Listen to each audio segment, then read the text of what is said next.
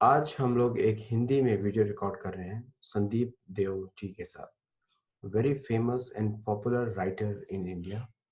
इनकी किताबें जो वामपंथियों के ऊपर उन्होंने लिखी हैं वो बहुत ज़्यादा पॉपुलर हैं। इनके व्यूज़, इनके वीडियोस जो हमारे हिंदी भाषी व्यक्ति हैं भारत में, उनमें बहुत प्रचलित है। तो विदाउट डिले मैं इस वीडियो में हम लोग ज्वाइन करते हैं संदीप देव जी के साथ। नमस्कार जी। आपके जो आपने इतनी बुक किताबें लिखी हैं और उसमें मैं देख रहा था कम्युनिस्ट वाली जो आपने किताब लिखी है वो तो बहुत फेमस हुई है। ये जो कम्युनिस्ट का जो शब्द इंडिया में इतना ज्यादा जो डाउट्स क्रिएट किए जाते हैं, लेफ्टिस्ट वीडियो, लेफ्टिस्ट जितने भी जो लेफ्ट विंग के जो पॉलिटिशियंस हैं, मेन स्रोत कहाँ से आता है ये मटेरियल का? इनका थॉट प्रोसेस कहाँ से आता है? असल में यदि हम इनकी हिस्ट्री को देखेंगे तो इनके सारे थॉट प्रोसेस तो उस समय सोवियत संघ से ही आता था। और उसके बाद जब हम गुलाम था हमारा जो देश, तो उस समय ब्रिटिशर्स ने जो है काफी इनको मटेरियल्स उपलब्ध कराया। रजनी पामदत्त बहुत फेमस थे और इन सब पे स्पेशल जो है उपलब्ध कराने के लिए पूरी ट्रेनिंग मॉड्यूल्स इनके लिए काम किया गया। रसिया में बुला के इनको ट्रेनिंग दिया गया इसको लेकर। और बाद में ये आजादी के बाद भी चलता रहा नेहरू एरा तक। आपको अगर मेरी किताब में मैंने नेहरू मंत्रिमंडल के कई मंत्रियों के नाम दिए हैं जो कम्युनिस्ट थे। लेकिन जब नेहरू जी के बाद इंदिरा जी उनकी बेटी आई सत्ता में, तो उनके पास बहुमत नहीं था। और जब भारत में बहुमत नहीं था तो उस समय सीपीआई जो थी उसने सपोर्ट करने के लिए कुछ चीजें मांगी उनसे। वो मांगा उन्होंने कि एजुकेशन सिस्टम पे उनका कब्जा होगा, जितने एकेडमियां हैं उन पे उनका कब्जा होगा, मीडिया पे उनका कब्जा होगा। और उन्होंने उसको सरेंडर कर दिया। तो कांग्रेस के शासन काल में सारी एकेडमियां एक तरह से आउटसोर्स कर दिया गया कम्युनिस्टों को। इसलिए हमारा इतिहास हो, हमारे पॉलिटिकल साइंस हो, हमारे एनसीईआरटी की किताबें हो, जो कुछ भी लिखा गया वो फेमस लेफ्टिस्टों ने लिखा। जैसे रोमिला थापर हैं, विपिन चंद्रा हैं, सुमित सरकार हैं। और एक और बात हुई कि जब भारत का विभाजन हुआ, मतलब पाकिस्तान और भारत बना, तो जो इस्लामिस्ट थे जो भारत विभाजन की मांग कर रहे थे, बाय द वे वो यहीं रह गए। और जो मांग नहीं कर रहे थे उनको पाकिस्तान मिल गया। हम जब 1946 का रिजल्ट देखते हैं चुनाव का, तो उसमें हम देखते हैं कि भारत विभाजन के लिए जिन्ना के मुस्लिम लीग को जो वोट मिला वो यूपी में मिला, बिहार में मिला, बंगाल में मिला, महाराष्ट्र में मिला, उड़ीसा में मिला, गुजरात में मिला, हैदराबाद में मिला, जो यहीं रह गया। और जहां कराची, लाहौर है वहां वोट मिला कांग्रेस को, पर वो डिवीजन हो गया। तो विभाजन के बाद वो जो समाज में एक नफरत सा आ गया था, उसमें खुद को इस्लामिस्ट कह के बचाना मुश्किल था, तो सबने कम्युनिस्टों का आवरण ओढ़ लिया। बड़े बड़े जो इस्लामिस्ट थे, इरफान हबीब हो, सारे इन सब लोगों ने वो आवरण ओढ़ लिया। और उसके बाद पूरी एकेडमियां उनके हवाले कर दी गई। इवन की अलीगढ़ मुस्लिम विश्वविद्यालय, जहां से कि भारत विभाजन की का आप कहिए बीज रोपा गया, तो वहां पर बाकायदा मेडाइवल का हिस्ट्री लिखने के लिए एक विभाग बनाया गया और उसका हेड बनाया गया इरफान हबीब को। और उन्होंने इतिहास के नाम पे जो माइथोलॉजी जो आपने कॉन्सेप्ट दिया अभी, सत्योलॉजी और माइथोलॉजी का, तो वो इरफान हबीब साहब ने, और वो अयोध्या केस में ये बात खुल गया। इलाहाबाद हाई कोर्ट में वो बयान भी है सारा कि इन लोगों को पुरातत्व का कोई नॉलेज नहीं है, पर सब इतिहासकार बन गए। तो हमारा पूरा एजुकेशन बेस को आउटसोर्स कर दिया गया और उसमें बाहरी की नो एंट्री हो गई। बड़े बड़े प्रोजेक्ट दिए गए, 40 लाख, 50 लाख, 45 लाख के प्रोजेक्ट देके इतिहास लिखवाए गए। इंदिरा जी की मजबूरी थी। और जब मित्रों आर्काइव हम देखते हैं तब हमको पता चलता है कि उस वक्त एक तरह से केजीबी पूरी सरकार चला रही थी। जब मित्रों की आर्काइव हम देखते हैं पूरा कि पूरी सरकार केजीबी चला रही है। उस समय के अखबारों के सारे लेख केजीबी स्पॉन्सर्ड होते थे, तो पूरी हिस्ट्री सब केजीबी उस तरह से लिखवा रही थी। तो इंदिरा जी मतलब विवश थी, एक तरह से कहें कि उनके पास कोई हाथ पांव था नहीं। और इधर यूथ में जब संजय गांधी का उभार हुआ तो उनके आसपास भी कम्युनिस्ट जमा हो गए। जब राजीव गांधी जी गए तो आप देखिए मणिशंकर अय्यर घोर कम्युनिस्ट राजीव गांधी के आसपास आ गए। तो ये वो कोटरी था जो सत्ता कांग्रेस चलाएगी, और वो कोटरी जो है एजुकेशन सिस्टम का वो कम्युनिस्ट चलाएगा। और वो साहित्य का निर्माण करते चले गए और साहित्य का अंबार लगा दिया, और इस तरह से उनका साहित्य पूरा विकसित होता चला गया। अमेरिका में हम ये ऐसे लोगों को बोलते हैं कोकोनट। अच्छा, मतलब ब्राउन, बाहर से ब्राउन है, अंदर से मैकोले है, गोरे है। ओके। तो उनको बोलते हैं कोकोनट। तो बहुत ही कॉमनली जो भी ये इस तरह के जो मानसिकता वाले जो भारतीय हैं उनको कोकोनट बुलाते हैं। और आपने मित्रों आर्काइव का नाम बहुत अच्छा बोला, बिकॉज उसमें मैंने बहुत अध्ययन किया है। मित्रों आर्काइव में ऐसे पेजेस हैं जो कि आज के किसी भी कांग्रेस के जो व्यक्ति हैं उनको समझ में नहीं आएंगे। उसमें लिखा है कि बैग भर भर के नोट इंदिरा गांधी के ऑफिस पहुंचाए जाते थे। तो लिखा हुआ है उसके अंदर, वो कंट्रोवर्सी। कई दस्तावेज उसमें थोड़ा सा यूज किया मैंने कहानी कम्युनिस्टों की में, और कहानी कम्युनिस्टों की मैं 3 खंड में लाने वाला हूं, अभी फर्स्ट पार्ट आया है। हाँ। तो जो आपने कहा नोट पहुंचाए जाते थे, उसमें जो जिस नेता का नाम आया, ये रहा कहानी कम्युनिस्टों की, ये बुक रहा, बेस्ट सेलर है ये।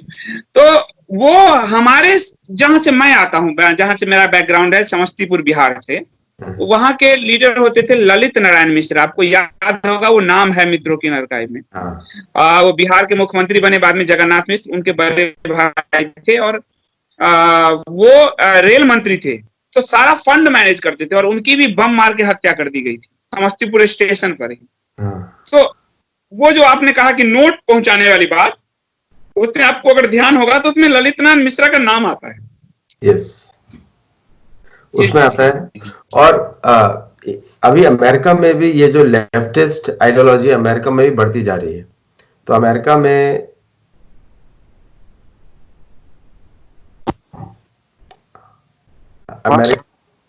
अमेरिका में भी ये लेफ्टिस्ट आइडियोलॉजी बढ़ती जा रही है। अमेरिका में भी डेमोक्रेट्स आ गए हैं जो कि हर तरफ से अमेरिका की पॉलिटिक्स को कंट्रोल करना चाहते हैं।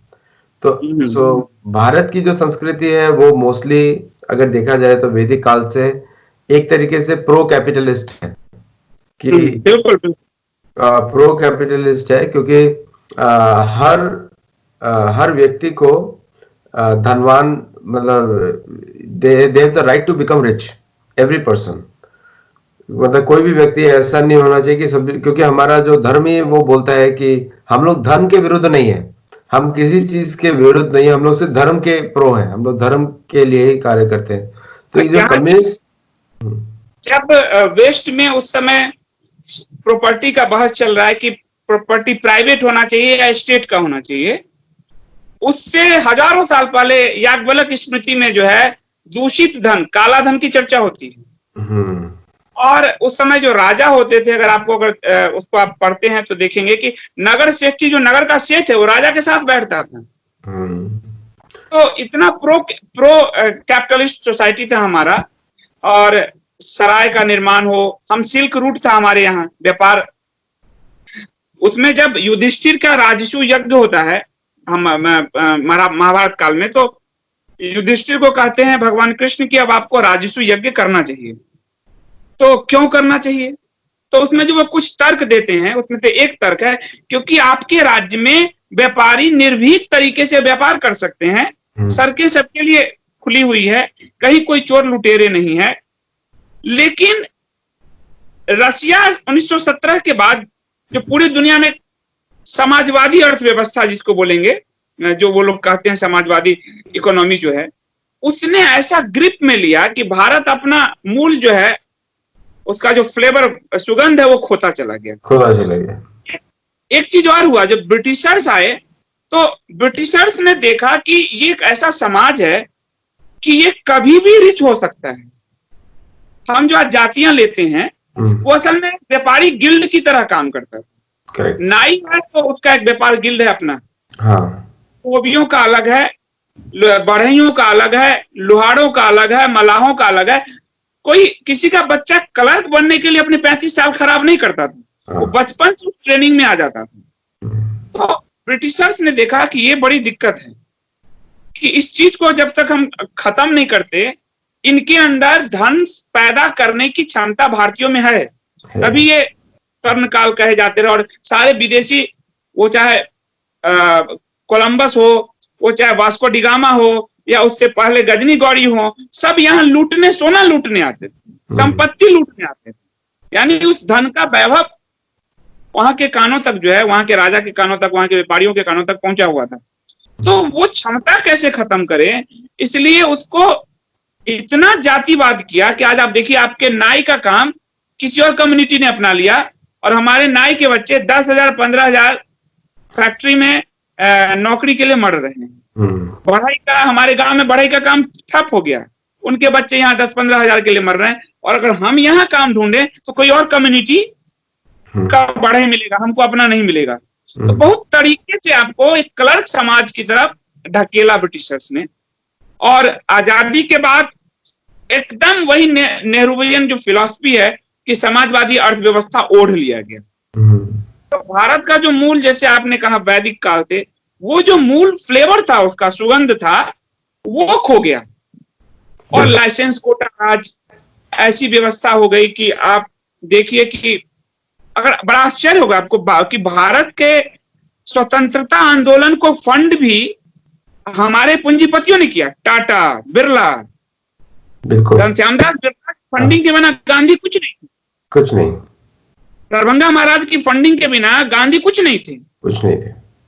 तो वो भी हमारे, लेकिन जो हमारी आजादी आई और सरदार पटेल 50 में मरे हैं, 49 में कोई डॉक्यूमेंट पेश करना चाहते थे, वो एक ओपन इकोनॉमी बनाना चाहते थे, जिसको लेकर जवाहरलाल नेहरू का विरोध था, क्योंकि वो एक समाजवादी अर्थव्यवस्था, क्लोज इकोनॉमी जो है, बंद।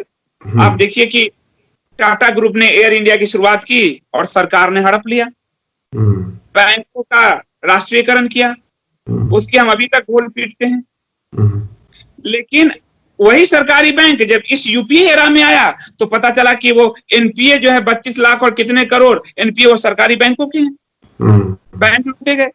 तो उस पूरे जो लाइसेंस कोटा राज की व्यवस्था, पूरा जो मुझे याद है कि हम लोग, एक ट्रांजिस्टर आता था, वो भी जापान का ट्रांजिस्टर नेपाल होते हुए स्मगलिंग से आता था, स्मगलिंग से आता था, करेक्ट, स्मगलिंग से आता था।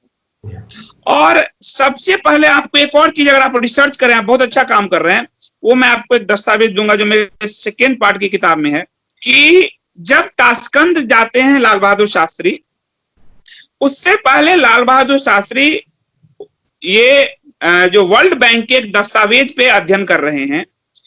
उस समय भारत में भुखमरी है, खाने का, अनाज का भंडार कम है, तो एक दस्तावेज है जो कह रहा है कि हम भारत की इकोनॉमी को अगर खोल देते हैं, ओपन इकोनॉमी करते हैं, तो भारत इन संकटों से निकल जाएगा।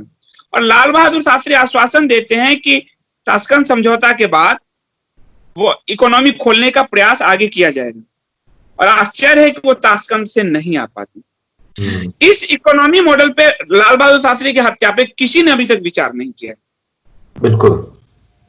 तो वो इकोनॉमी खोलना चाहते थे, और जब इंदिरा जी आती हैं तो बिल्कुल ही केजीबी की बंद इकोनॉमी में पूरा चलता है, बैंकों का राष्ट्रीयकरण हो, एयर इंडिया का अधिग्रहण हो, सब चीज का अधिग्रहण हो, कब्जा जो है। और फिर 91 में फिर नरसिम्हा राव खोल पाते हैं उसको। तो वो भारत को गरीब बनाने का एक बड़ा सिस्टमैटिक तरीके से मुझे लगा प्रयास हुआ। और आप जो आप कह रहे थे कि संपत्ति पैदा करने, तो हम लोगों के खून में था। हमें बता दिया गया कि आप गरीब हो जी, संपत्ति पाप है जी। जो कैथोलिज्म की अवधारणा है उस समाज को दे दिया गया जो समाज लक्ष्मी की पूजा करता है। कैथोलिज्म के ऊपर एक जोक है। तो क्या? लोग बोलते हैं कि हमको इन्होंने बुक पकड़ा दिया और हमारी जमीन और दिन छीन लिया, तो मतलब किताब देते हैं और जमीन वगैरह छीन लेते हैं।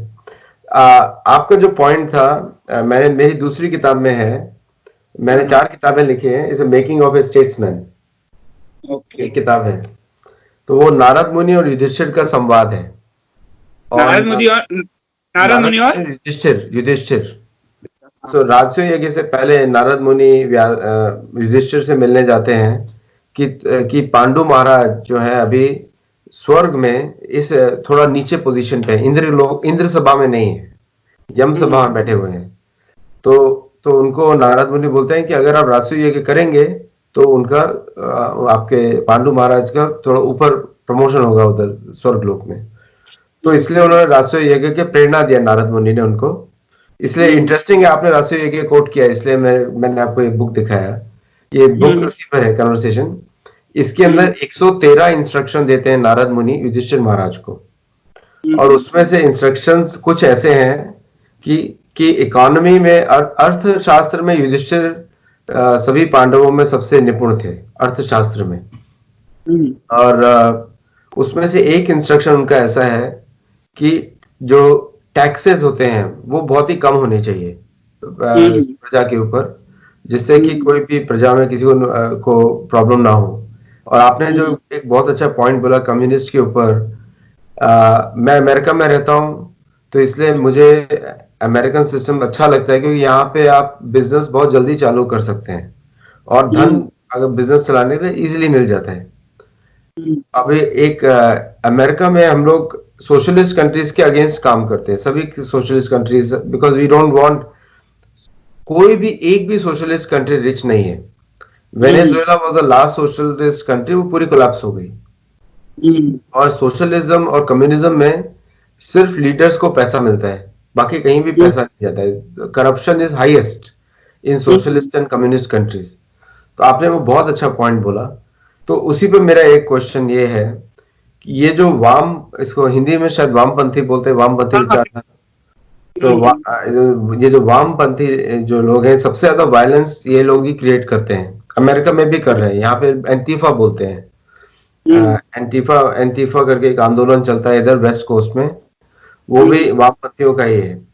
तो इनका एक क्वालिटी ये होता है कि ये सबको अपने से नीचा समझते हैं। आइडियोलॉजिकल सुपीरियोरिटी बहुत ज्यादा है, जबकि इन रियलिटी आइडियोलॉजिकल सुपीरियोरिटी इनका है ही नहीं।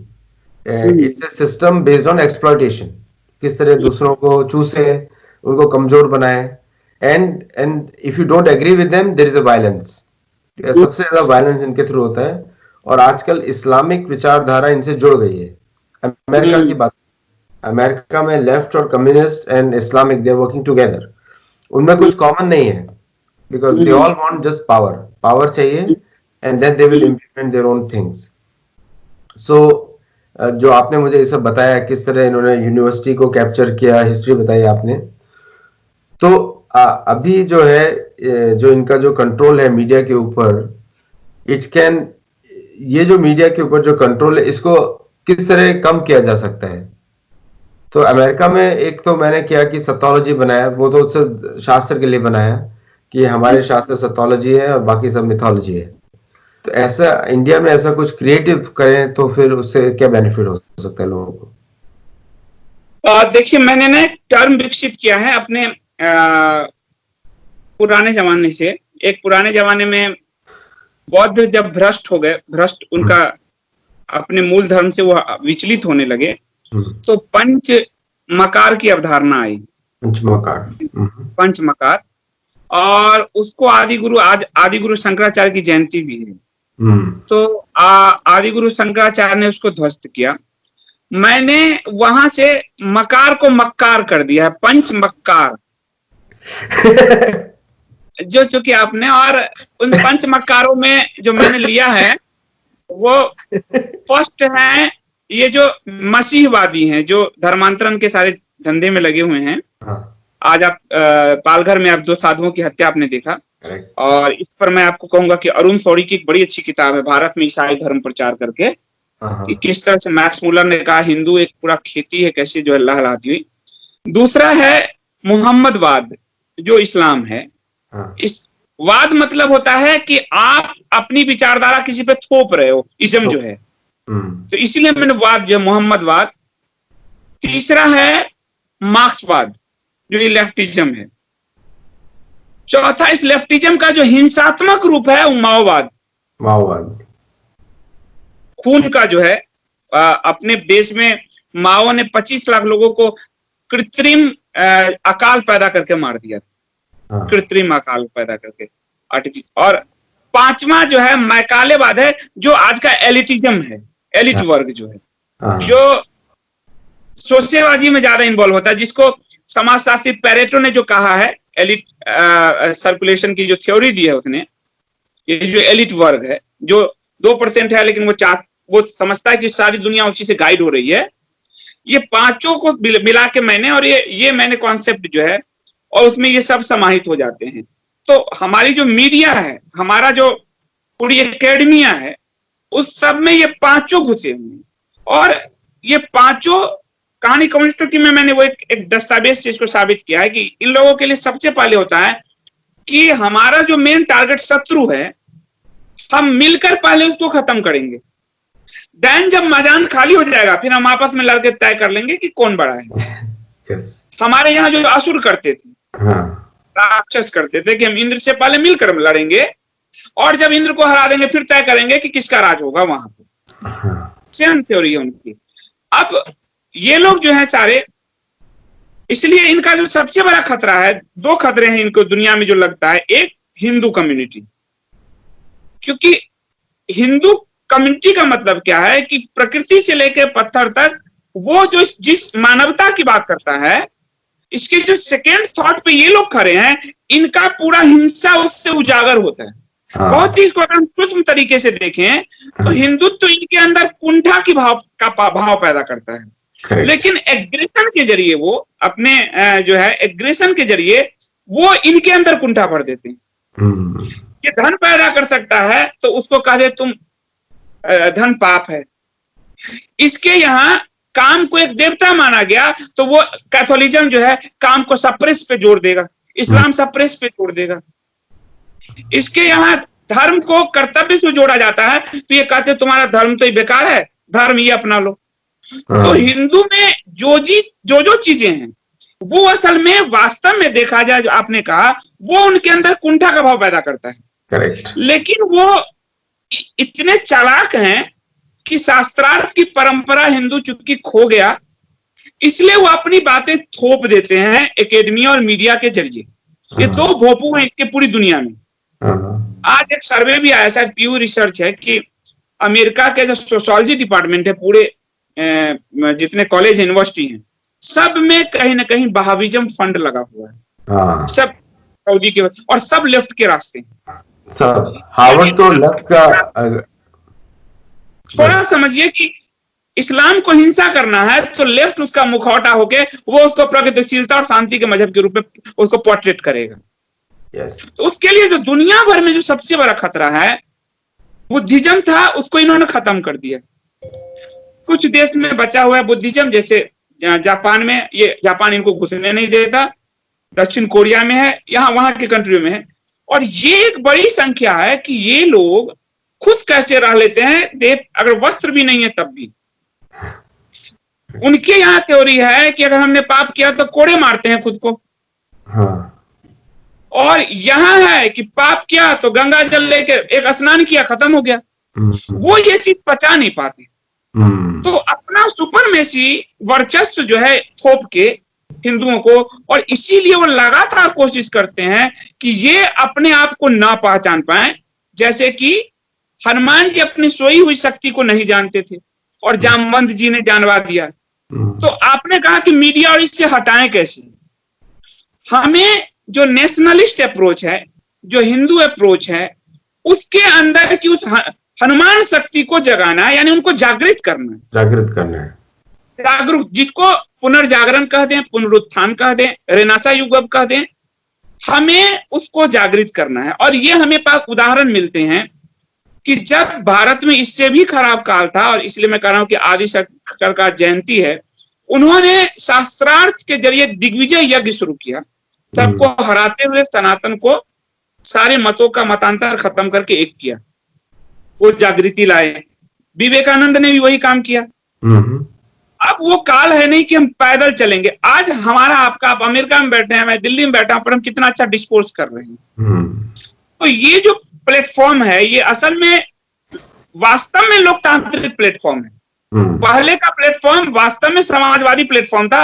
एनडीटीवी तो उसी को जगह देगा जो उसकी थ्योरी से एग्री करेगा।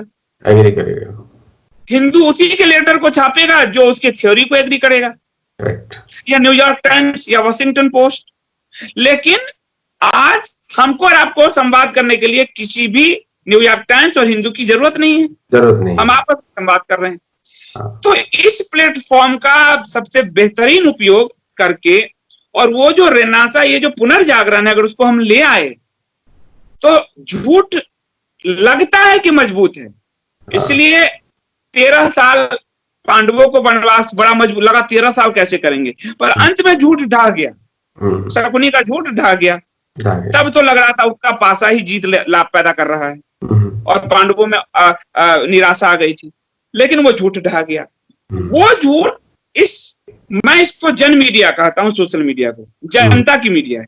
एक मोबाइल जिसके हाथ में है वो एक ब्रॉडकास्टर है, वो पढ़ने राय को चैलेंज कर रहा है। मैंने एक आर्टिकल लिखा था कि हम neither left, we are not right. हम लोग ना लेफ्ट में है ना राइट में है, हम लोग धार्मिक है। तो हमको वही स्टेप लेना पड़ेगा जो धर्म के अनुसार है। तो एक धर्म का मतलब लॉजिक, रीजनिंग और तथ्य पे आधारित डिसीजन मेकिंग, ये धर्म होता है। तो जो भी तो अभी जो अधर्म और इस तरह के जो हिंसात्मक प्रकृति है लेफ्ट की है, तो इस तरह के जो लोग हैं उनको सिर्फ एक ही भाषा समझ में आती है। जैसे अमेरिका में भी इन लोगों को एक ही भाषा समझ में आती है, वो ये है कि जो कैपिटलिस्टिक सोसाइटी है उनको कहीं चांस ही नहीं देता। अभी आपने एक बहुत अच्छा फैक्ट बोला, लेफ्टिस्ट जो वहाबी मनी है और चाइना का जो मनी है मोस्टली गोइंग टू, और आपने मुझे एक चीज और सिखाई कि मुखौटा है उनका। लेफ्ट इज, आपने आई न्यू दैट, लेकिन you put in right way कि एक मुखौटा है, left is a face mask, और उसके पीछे ये लोग बैठे हुए हैं क्योंकि they can not come in the front. उनका ट्रैक रिकॉर्ड ऐसा है उनकी 57 इस्लामिक कंट्री में कि they can not come in the front. Women have no, औरतों को कोई राइट्स नहीं है। अपने लोगों को ज्यादा मारते हैं लोग अपने देशों में, उनका कोई राइट नहीं है। लेकिन इन्होंने जो यूनिवर्सिटीज में जो अपना बेस बनाया हुआ है वो सबसे डेंजरस है क्योंकि वहां से यंग लोग दे आर कमिंग आउट। तो अमेरिका में इसलिए हम लोगों ने सतोलॉजी चैप्टर्स चालू किए हैं हर यूनिवर्सिटी में। अभी धीरे धीरे हार्वर्ड में, स्टैनफोर्ड में, हर जगह हमारे सतोलॉजी सेशंस रहेंगे। तो उसमें मेन एम्फेसिस हमारा क्या है कि धर्मा और राइचियसनेस बेस्ड उनको एजुकेशन देना। इंडिया में प्रॉब्लम क्या आ रहा है यूनिवर्सिटीज के साथ, तो अमेरिकन यूनिवर्सिटी लेफ्ट हो गई है और जब वो टाई अप करते हैं इंडियन यूनिवर्सिटीज के साथ, then they enforce Indian university to follow them, नहीं तो डॉलर्स नहीं भेजेंगे। और इस तरह they are also controlling the Indian narrative also in many ways, क्योंकि इन लोगों के साथ इन अमेरिका उनके साथ ये एडवांटेज ये है कि दे हैव अमेरिकन डॉलर्स, उसका करेंसी कन्वर्जन में इंडिया में बहुत ज्यादा कन्वर्जन हो जाता है। So they are trying to influence that. Christian preaching भी जो मिशनरी बोल रहे हैं, ये सब इसी, this is a business for them. तो बिजनेस चल रहा है यहाँ से इनके लिए। तो इंडिया के लिए मतलब बहुत सारे हमारे, I think from our conversation लोग समझ सकेंगे इस बात को, इट्स अ विशियस साइकिल, और वो इंडिया से ही टूट सकता है, अमेरिका से नहीं टूट सकता, क्योंकि अमेरिका में तो उनको एडवांटेज मिल रहा है, इंडिया से ही टूट सकता है। तो इंडिया में ऐसे कौन से स्टेप्स करे जा सकते हैं यूनिवर्सिटी लेवल पे? जैसे जेएनयू है, JNU everybody knows it, only मतलब वो जो स्टूडेंट जो वहां से आ रहे हैं, ऐसा लगता नहीं कि कुछ काम कर सकते हैं किसी के लिए अदर देन प्रोटेस्ट। तो what can be done from these universities जैसे हैं, so that this cycle can be broken, टूट जाए, साइकिल टूट जाए? देखिए, 2-3 चीजें इसको असल में हम कर सकते हैं। जैसे पैरेलल एक काम किया गया कि उन स्टूडेंट यूनियंस के, ये लंबा प्रोसेस बताता हूं, लेकिन हम लोग क्या कर सकते हैं, हम आते हैं इस पे कि उस स्टूडेंट विंग्स को तोड़ने के लिए, कन्फ्रंटेशन के लिए एक स्टूडेंट विंग खड़ा किया गया, जो अभी भाजपा का है, एबीवीपी मान लिया। इसलिए आप देखेंगे कि मिस्र की तरह यहाँ के यूनिवर्सिटीज को उबालने की कोशिश की गई इस सरकार के खिलाफ। जेएनयू, जादवपुर, जामिया, हैदराबाद, अलीगढ़, ये सारे। लेकिन चूंकि साथ में एक कन्फ्रंट करने के लिए स्टूडेंट यूनियन था, इसलिए उसको, उस पूरी लड़ाई को वहीं खत्म कर दिया गया। सरकार की किसी की कोई भूमिका नहीं है। मीडिया भी लेफ्ट स्टूडेंट विंग के साथ खड़ी है। इसके बावजूद यानी उनके कन्फ्रंट को वहीं खत्म कर देना, एक चीज भारत से निकलता है। अब इसको हम आज में संदर्भ करते, क्योंकि हम तो स्टूडेंट यूनियन बना नहीं सकते। तो जो स्टूडेंट यूनियन का वहां तक रिच है, जैसे मैं जाता हूं लेक्चर देने, तो उनके जरिए अगर डिस्कोर्स लेक्चर्स का उनका भी होल्ड होता है। जैसे आपको अभी जैसे महेंद्र मिला, तो महेंद्र और इन सब ने जो शिमला यूनिवर्सिटी में मेरा लेक्चर रखवाया, जो वहां भी लेफ्ट का गढ़ है। और जब हम तथ्य से बात करते हैं, वो लेफ्ट भी वहां सुनता है। और जिस वक्त आपने इनके कॉन्फिडेंस को तोड़ दिया, आपकी जीत हो गई। बड़े बड़े लेफ्टिस्ट मैंने देखा कि बाद में आकर सरेंडर बोल जाते हैं। सबसे बड़ी बात है कि उनके कॉन्फिडेंस को तोड़ना तर्क से। इसलिए आप देखेंगे कि लेफ्ट जब अपने प्रोग्राम में, आप अपने प्रोग्राम में एक लेफ्ट को बैठा के डिस्कोर्स कर सकते हो, लेकिन लेफ्ट कभी भी राइट को अपने प्रोग्राम में नहीं बुलाने को तैयार होता है।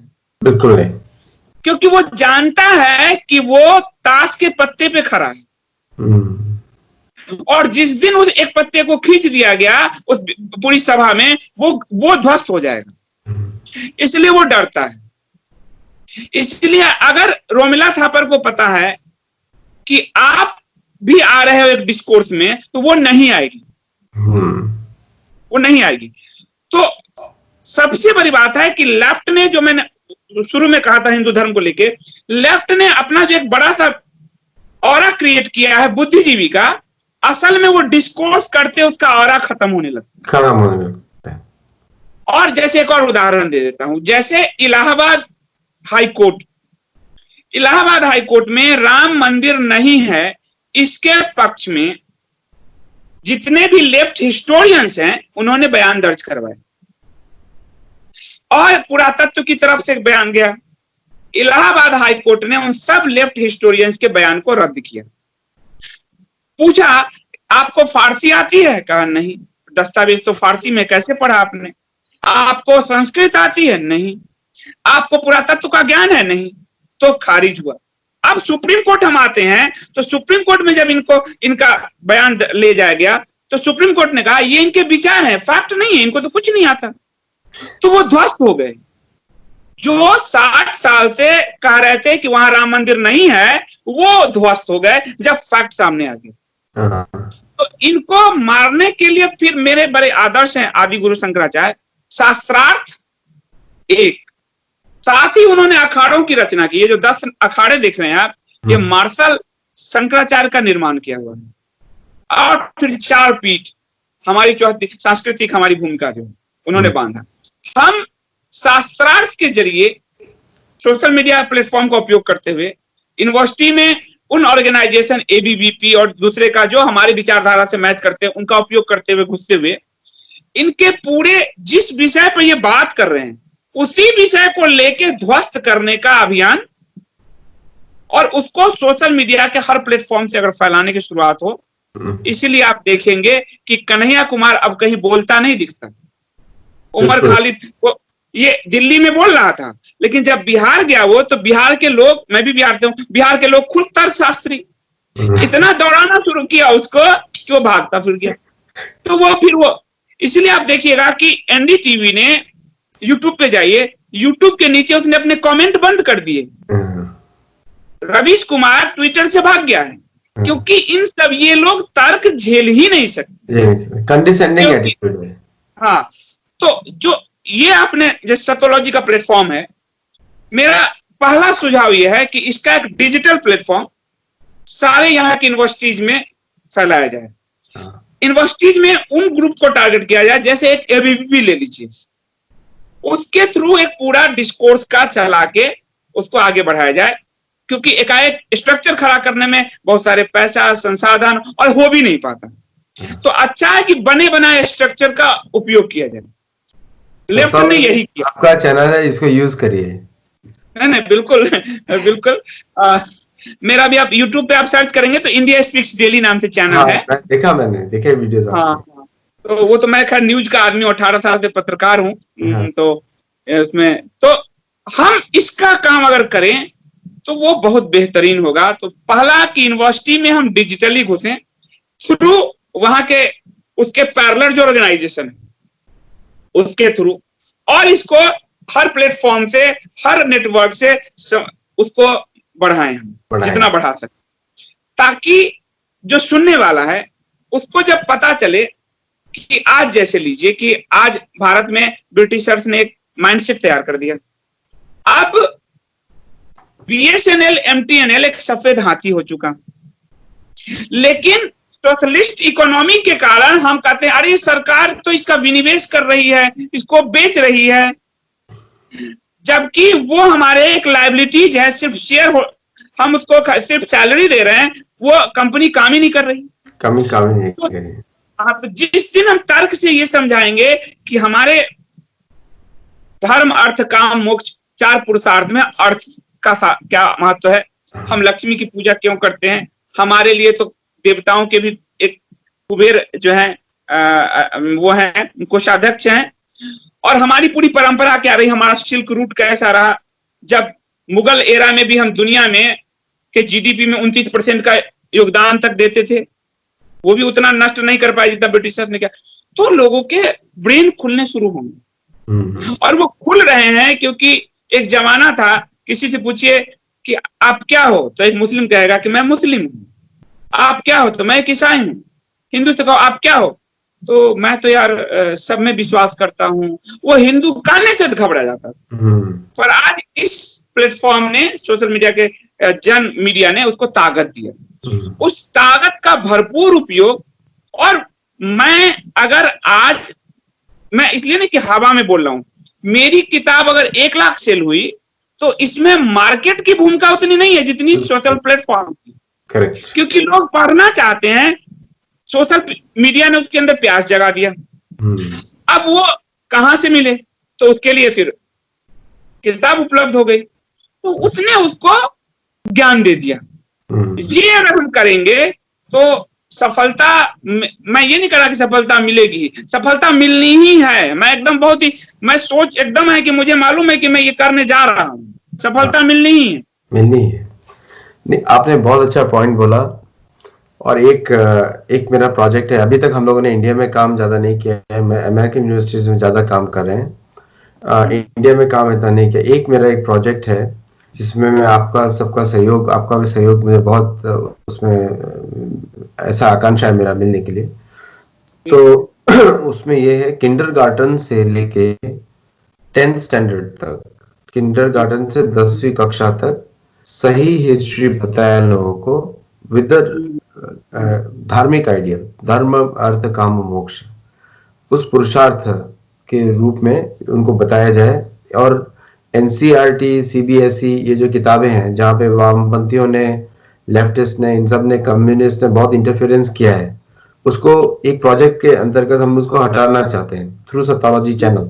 तो एक सीरीज बनाना चाहते हैं उन बच्चों के लिए कि कौन सी हिस्ट्री किंडरगार्टन में उनको सीखनी चाहिए, क्योंकि बच्चों का दिमाग छोटा होता है, मतलब सिंपल होते हैं, वो धीरे धीरे बढ़ता है। तो किंडरगार्टन में उनको क्या हिस्ट्री बताएं, फर्स्ट में क्या, सेकंड में, ऐसे 10वीं कक्षा तक उसमें एक पर्सनालिटी बन जाता है थ्रू वीडियो, उनको बताएं। क्योंकि स्कूल में सिखाने के लिए, वो कोर्स मटेरियल चेंज करने के लिए इट्स ए बिग प्रोसेस, वो इतना इजी आसान नहीं है।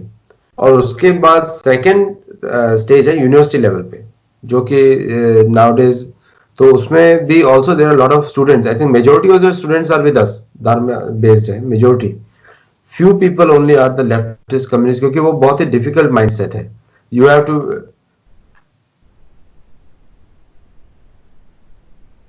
सो जो लेफ्टिस्ट माइंडसेट है बहुत डिफिकल्ट माइंडसेट है वो, because they, you have to think you have more knowledge than the others and you can tell, you can not hear, जैसा आपने बताया उस वक्त। तो आज हम इस वीडियो पे यहीं तक डिस्कस करेंगे और भी करेंगे, क्योंकि इंडिया में मेरे को लोगों ने बताया लोग लंबे वीडियो नहीं देखते। अमेरिका में उल्टा है। अमेरिका में 30 मिनट से कम वीडियो जो है it becomes considered, academic circles में उसको वैल्यू नहीं होता ज्यादा। तो विल स्टॉप हियर और will continue conversation. Thank you, बहुत धन्यवाद। हालांकि मैंने इसको बदला है, मेरे हर वीडियो 30 मिनट से ऊपर जाते हैं। अच्छा। और मैंने कहा कि यहाँ 2 मिनट नूडल्स का कोई गुंजाइश नहीं है। तो मेरे जो भी वीडियो उनको मालूम है कि वहाँ अगर कोई कहता है थोड़े शॉर्ट बनाइए, तो 10 लोग उनको रपेट देते हैं। तो ये मैं चीजों को बदलता हूँ। मेरी ये जो किताब है ये 400 पेज की है। तो मैं, क्योंकि अगर पेशेंस नहीं है, धैर्य नहीं है, तो फिर आप काम नहीं कर सकते। फिर तो आप भारतीय शास्त्रों पे काम ही नहीं कर सकते। कहीं नहीं कर सकते, बिल्कुल नहीं। मैंने भी अपना सारी किताब अच्छा मुझे, और चीजों को चलते रहना चाहिए। और जब भी मेरी आवश्यकता होगी तो मैं यही उपलब्ध हूँ। मेरा नंबर भी यही है। हाँ। एक ही नंबर है मेरे पास। तो और मैं मेल भी आईडी है ही मेरे, आपको हो ही गई है। ठीक है, तो हम लोग इस पर डिस्कस कर सकते हैं और एक प्लेटफॉर्म बना के इसको बहुत अच्छे से कर सकते हैं। हाँ, अगर कहेंगे तो आपको एक पूरी लेक्चर वो जो है वो आपको शिमला यूनिवर्सिटी में रखवा सकता है थ्रू वीडियो कॉन्फ्रेंसिंग। हाँ, we can do that. Yes, let's do that. ठीक है, थैंक यू, बहुत अच्छा लगा। नमस्कार, and will work on this. अभी अगले हफ्ते नेक्स्ट वीडियो रिकॉर्डिंग करेंगे। Thank you. जरूर, थैंक यू। गुड, शुभ रात्रि।